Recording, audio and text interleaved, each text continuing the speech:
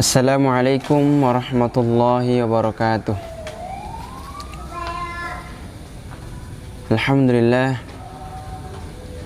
Alhamdulillahilladzi anzalal Qur'an fi syahr Ramadan. Walhamdulillahilladzi an'amana bi ni'matil iman wal islam.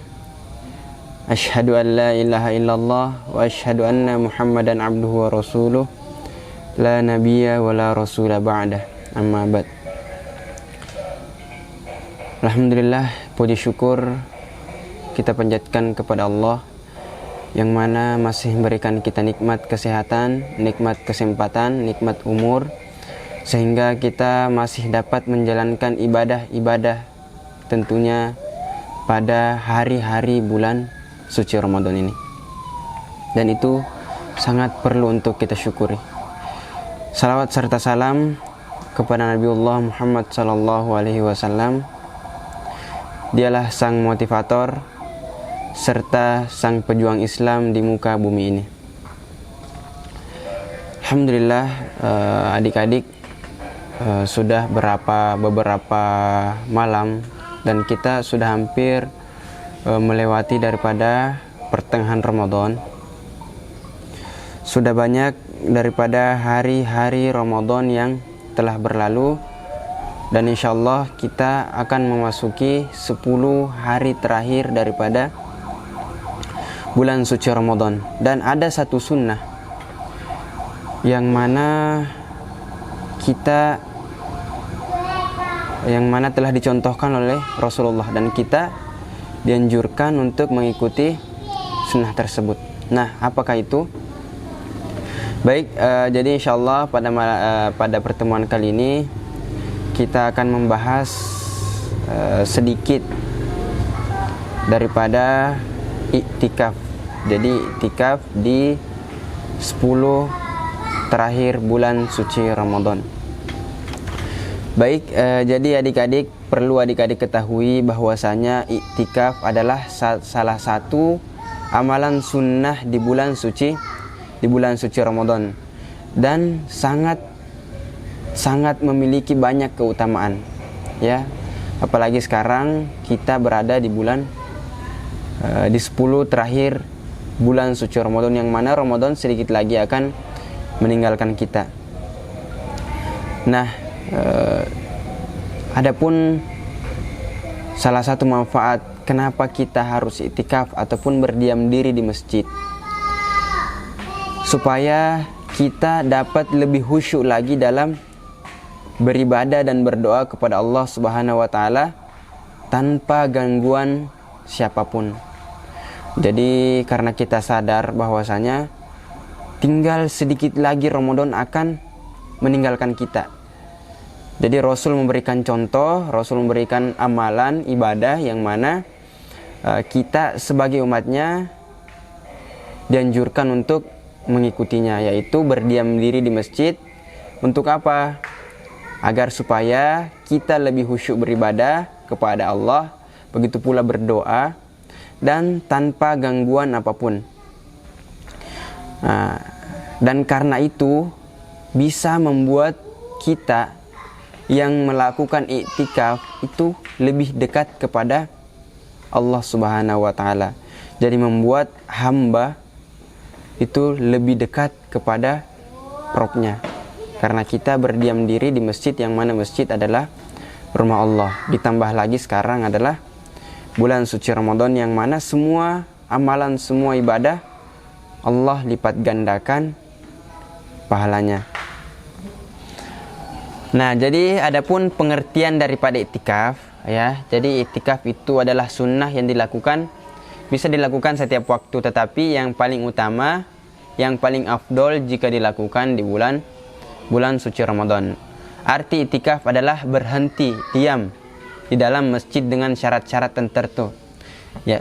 Jadi arti iktikaf ialah berhenti ataupun berdiam diri dalam masjid dengan syarat-syarat tertentu, semata-mata beribadah karena Allah Ta'ala. Jadi itu ya pengertian daripada iktikaf.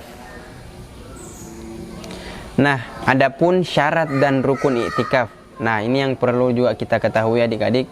Ada juga syarat-syaratnya, tidak semata kita hanya beriktikaf, tetapi ada syarat dan rukun. Jadi sebelum kita melakukan iktikaf, penting untuk memperhatikan syarat dan rukun. Nah, di antara lain yang pertama ialah niat. Dalam iktikaf harus ada niat, sehingga orang yang melakukan paham akan apa yang dilakukan. Jangan sampai kita hanya berdiam diri tapi tidak mengetahui apa yang kita lakukan. Jadi harus iktikaf. Nah, jadi niatnya bisa nawaitul iktikaf lillahi ta'ala. Nah, jadi itu nawaitul iktikaf lillahi ta'ala. Nah, yang kedua, diam di dalam masjid dan meninggalkan perbuatan-perbuatan yang tidak boleh dilakukan orang yang sedang beriktikaf. Nah, jadi diam dalam masjid dan meninggalkan perbuatan-perbuatan yang tidak dibolehkan dilakukan oleh orang-orang yang sedang iktikaf. Sebagaimana firman Allah Subhanahu wa taala yang berbunyi, "Jangan kamu campuri mereka ketika kamu beriktikaf dalam masjid." Nah, ini yang berlaku untuk orang yang sudah menikah. Quran surah Al-Baqarah ayat 187. Jadi orang yang melakukan iktikaf syaratnya harus pertama muslim. Jadi kita pasti sudah muslim. Yang kedua berakal. Yang ketiga suci dari hadas besar. Hadas besar, ada pendapat yang mengatakan bahwa hadas kecil juga membatalkan iktikaf. Jadi kalau kita misalnya ingin hadas kecil seperti kentut, kita kembali untuk menyucikan diri dengan berwudu. Dan harus di masjid. Ya, jadi harus iktikaf itu harus di masjid. Tidak boleh di rumah. Nah, adapun hadis Rasulullah sallallahu alaihi wasallam dari Abdullah bin Umar berkata bahwa Rasulullah sallallahu alaihi wasallam iktikaf 10 hari terakhir bulan Ramadan. Nah, itu. Nah, jadi adik-adik, sekarang kita akan membahas daripada keutamaan iktikaf. Dan juga salah satu daripada keutamaan kita berdiam diri di masjid, berdiam diri dalam hal ibadah seperti membaca Quran, berzikir, sholat sunnah, sholat wajib. Nah, adapun juga salah satu daripada keutamaannya yaitu kita supaya dapat mendapatkan yang namanya malam Lailatul Qadar. Ya, malam Lailatul Qadar. Jadi satu-satunya malam yang hanya ada di bulan suci Ramadan. Satu malam yang mana malam tersebut dikatakan dalam Al-Quran lebih baik daripada 1000 bulan. Jadi itu juga salah satu keutamaan kita. Kenapa kita diberikan contoh kepada Nabi untuk berdiam diri beribadah di masjid, apalagi di 10 terakhir bulan Ramadan. Karena malam Lailatul Qadar ini semua umat Islam pasti sangat mengharapkannya. Dan begitu banyak berkah yang ada pada malam Lailatul Qadar itu. Jadi malam Lailatul Qadar itu sudah jelas disebutkan dalam Al-Quran. Jadi ada satu surah, pasti adik-adik sudah banyak yang menghafal ya. Ada satu surah, berarti satu surah, kalau misalnya ada surahnya berarti memang ini sesuatu yang luar biasa. Karena dalam Al-Quran ada satu surah yang mana khusus membahas daripada malam Lailatul Qadar, yaitu surah Al-Qadar itu sendiri. Jadi yang mana bunyinya, A'udzubillahi minasyaitonirrajim, Bismillahirrahmanirrahim, Inna anzalnahu fi lailatul qadar, wa ma adraka ma lailatul qadar, Lailatul Qadari khairum min alfi syahr, tanazzalul malaikatu warruhu fiha biizni rabbihim min kulli amrin salamun hiya hatta matla'il fajar. Jadi katakan Inna anzalnahu fi lailatul qadar. Jadi sesungguhnya Allah telah menurunkan malam Lailatul Qadar. Jadi pada saat bulan suci Ramadan. Jadi ada juga yang mengatakan bahwasanya Al-Qur'an pertama kali turun di bulan Ramadan dan pada malam Lailatul Qadar. Jadi tidak bisa dipisahkan Al-Qur'an, bulan suci Ramadan dan malam Lailatul Qadar. Karena telah kita ketahui bahwasanya Al-Qur'an adalah kitab yang paling suci dan paling mulia di antara kitab-kitab yang lain. Begitu pula diturunkan pada bulan suci Ramadan. Bulan suci Ramadan adalah bulan yang paling mulia di antara 11 bulan. Ya, di antara 12 bulan ada satu bulan yang paling mulia di antara 11 bulan lainnya, yaitu adalah bulan Ramadan. Dan Al-Qur'an diturunkan pada malam tersebut. Dan diturunkan pada malam Lailatul Qadar. Jadi disebutkan lagi, wa ma adraka ma Lailatul Qadar. Apakah kalian tahu malam Lailatul Qadar itu apa? Lailatul Qadar khairum min alfi syahr. Jadi disebutkan dalam Al-Qur'an bahwasanya malam Lailatul Qadar itu lebih baik daripada 1000 bulan. Jadi 1000 bulan. Kita tahu adik-adik bahwasanya satu tahun itu hanya ada 12 bulan. Bagaimana kalau lebih baik satu malam saja, kalau kita mendapatkan yang namanya Lailatul Qadar itu lebih baik daripada 1000 bulan. Ataupun orang yang beribadah, pahalanya yang kita dapatkan lebih baik daripada orang yang beribadah 1000 bulan lamanya. Nah, jadi mungkin kalau kita umat Islam rata-rata umurnya 60 sampai 70 tahun, itu belum tentu dapat beribadah 1000 bulan.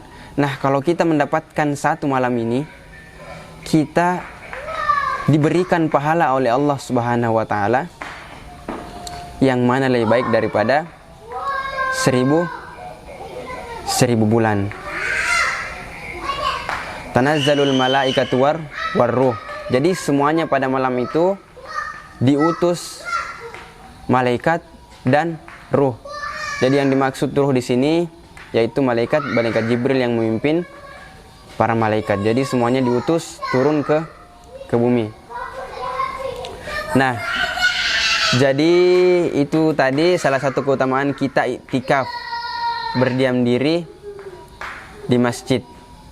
Ya, di 10 terakhir bulan Ramadan, karena biasanya malam Lailatul Qadar itu turun di akhir-akhir bulan Ramadan, di malam-malam ganjil.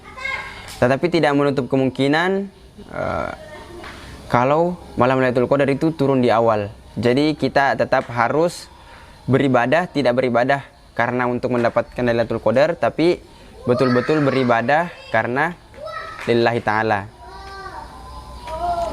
Nah, jadi adapun beberapa keutamaan-keutamaan besar ketika kita beriktikaf, ya. Yang Bapak akan bahas di sini ada 5 keutamaan. Jadi adik-adik bisa persiapkan bukunya, kertas, buku tulis dan pensil. Jadi bisa dicatat ya, daripada keutamaan-keutamaan iktikaf.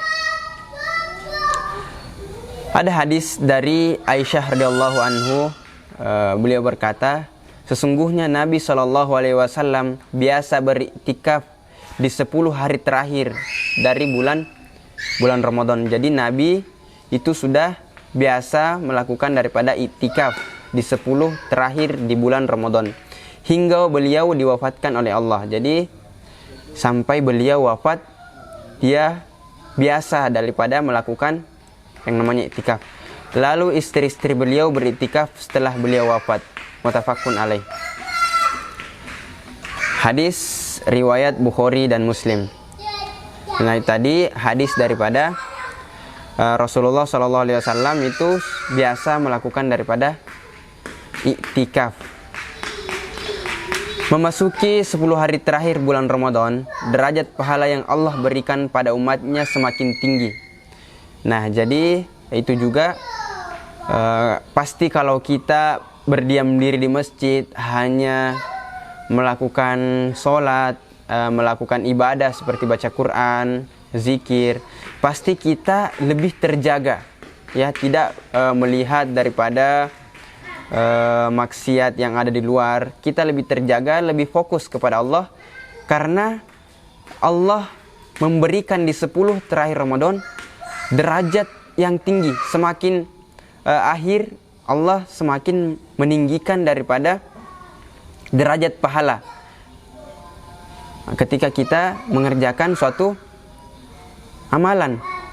Artinya semakin banyak kita beribadah dan beramal di hari-hari terakhir menjelang berakhirnya Ramadan, maka semakin banyak pula pahala yang akan kita terima.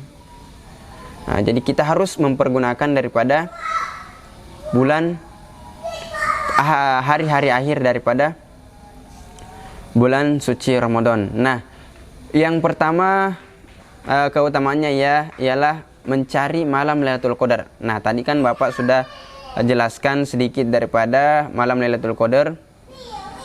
Jadi untuk bisa bertemu malam Lailatul Qadar, kita harus memperbanyak ibadah di kala malam. Namanya saja Lailatul Qadar, malam Lailatul Qadar. Jadi untuk mendapatkan malam Lailatul Qadar tersebut, kita harus memperbanyak ibadah di kala malam dengan melakukan iktikaf. Jadi dengan melakukan iktikaf, kita akan lebih fokus melakukan banyak kegiatan ibadah. Jadi kita akan fokus hanya beribadah kepada Allah. Nah, yang tadi Bapak bilang seperti membaca Al-Quran dan tafsirnya dan artinya, berzikir, sholat qiyamul lail, dan kegiatan-kegiatan bermanfaat lainnya. Insya Allah jika kita beriktikaf di 10 hari terakhir Ramadan, kita bisa berpeluang berjumpa dengan malam Lailatul Qadar, yang mana malam itu diimpikan oleh semua umat Islam. Nah, manfaat yang kedua, keutamaan yang kedua, yaitu terjaga daripada perbuatan maksiat. Terjaga daripada perbuatan maksiat. Nah, karena menjauh sejenak dari dunia, hiruk-pikuk dunia, kita akan lebih terlindungi dari bermacam-macam jenis perbuatan maksiat. Jadi kalau kita berdiam diri di masjid, otomatis kita terjaga daripada maksiat-maksiat yang ada di luar, karena kita hanya fokus untuk beribadah. Jadi iktikaf bisa mencegah kita dari kebiasaan bergosip, seperti bergosip dikala belanja atau urusan-urusan dunia lainnya. Jadi itu iktikaf bisa mencegah kita dari hal-hal tersebut yang sering kita tidak sadar mengerjakannya. Nah, ada yang manfaat yang ketiga ataupun keutamaan yang ketiga, yaitu sholat menjadi lebih khusyuk. Nah, jadi sholat menjadi lebih khusyuk, hablum minallah, ataupun ikatan kita kepada Allah, hubungan kita kepada Allah, antara Allah dengan manusia bisa semakin terbentuk. Nah, jadi antara hubungan kita sebagai seorang manusia dengan Sang Pencipta akan lebih terbentuk. Itu keutamaan yang ketiga. Jadi bisa hablum minallah, hubungan antara Allah dengan manusia bisa semakin terbentuk jika kita melakukan iktikaf. Karenanya kita sembari berlatih agar ibadah sholat kita lebih khusyuk. Jadi kita juga berlatih untuk membiasakan sholat, untuk agar sholat kita bisa lebih khusyuk. Karena kita tahu kalau kita sholat di tengah malam itu akan lebih menghayati, lebih khusyuk. Terutama sholat fardu.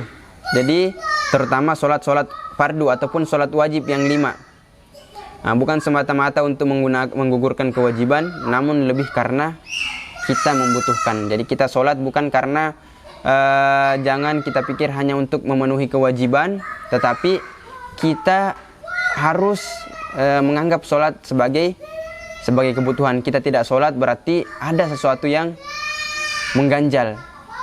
Jadi begitu kalau kita sudah menganggap sholat sebagai kebutuhan. Kita tidak tenang kalau kita tidak melakukan daripada sholat.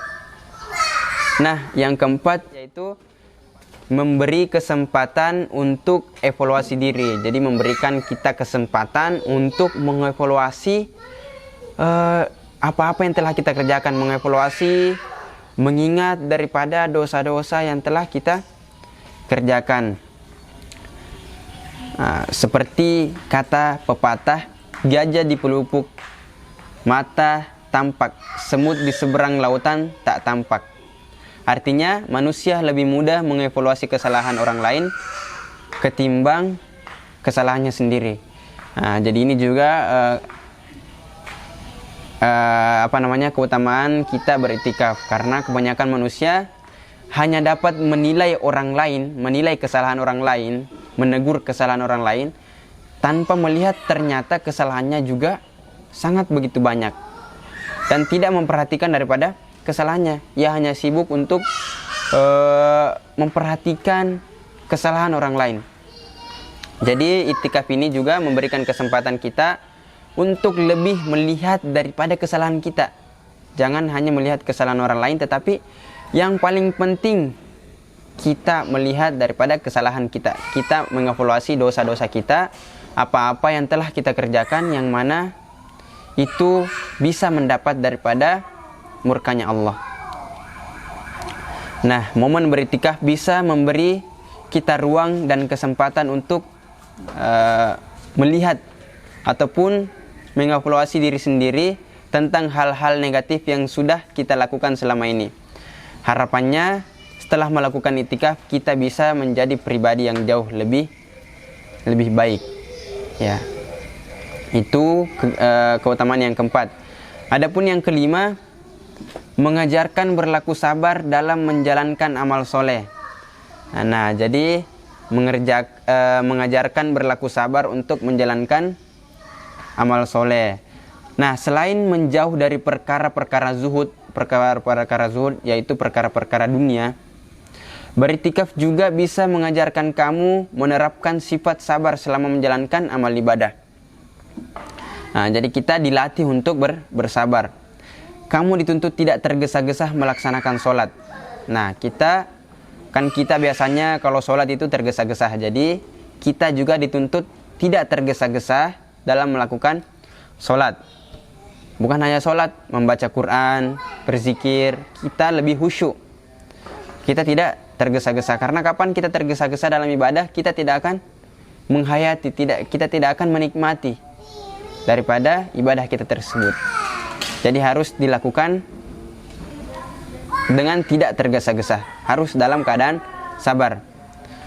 Seperti juga membaca buku-buku agama dan amal-amal soleh lainnya. Iktikaf bisa membuat kita lebih merasakan getaran. Nah, jadi pasti adik-adik kalau misalnya sholat itu kalau ada getaran berarti itu sudah sedikit daripada menghayati, ya. Kalau sudah ada getaran hati saat melakukan ibadah-ibadah. Nah, jadi itu sedikit daripada keutamaan beriktikaf di bulan Ramadan. Semoga kita semua diberikan kesempatan, diberikan hidayah, diberikan kemauan untuk kita bisa beriktikaf. Nah, jadi karena sudah jelas keutamaannya sangat banyak, apalagi Ramadan sudah hampir meninggalkan kita. Jadi kita harus lebih fokus lagi untuk beribadah, karena Allah berfirman yang mana artinya orang-orang yang tidak mendapatkan kebaikan pada bulan Ramadan, maka ia benar-benar telah terhalang oleh kebaikan. Karena begitu banyak kebaikan yang dijanjikan Allah Subhanahu wa ta'ala pada saat bulan suci Ramadan ini. Jadi kapan orang sudah keluar daripada bulan Ramadan tetapi sedikit pun tidak mendapatkan kebaikan, itu benar-benar dia sudah terhalang daripada kebaikan. Semoga apa yang Bapak sampaikan bermanfaat. Bapak minta maaf kalau misalnya ada yang salah yang Bapak sampaikan, karena Bapak juga masih belajar. Jadi itu saja yang dapat Bapak sampaikan, kurang lebihnya Bapak minta maaf. Syukron wabillahi taufiq wal hidayah. Wassalamualaikum warahmatullahi wabarakatuh.